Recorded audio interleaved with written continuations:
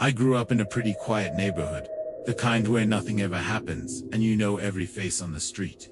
But one night when I was about 17, I learned that quiet doesn't always mean safe. It started with something small, my bedroom window. I'd noticed a couple of times before that the lock didn't always click shut all the way, but I didn't think much of it. That night it was late, maybe close to 1 a.m., and I was scrolling through my phone in bed. My blinds were down, but not fully closed, so there were these tiny gaps between them. I remember glancing over and thinking I saw movement, but I told myself it was just my reflection in the glass. Then I heard it 3 slow taps on the glass. Not loud, just enough to make my stomach drop. I froze, holding my breath.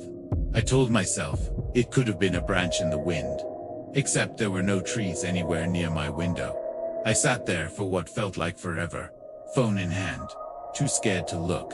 Eventually, I worked up the nerve to pull the blinds just a little. That's when I saw him, a man mid-30s, maybe standing in the dark right outside my window.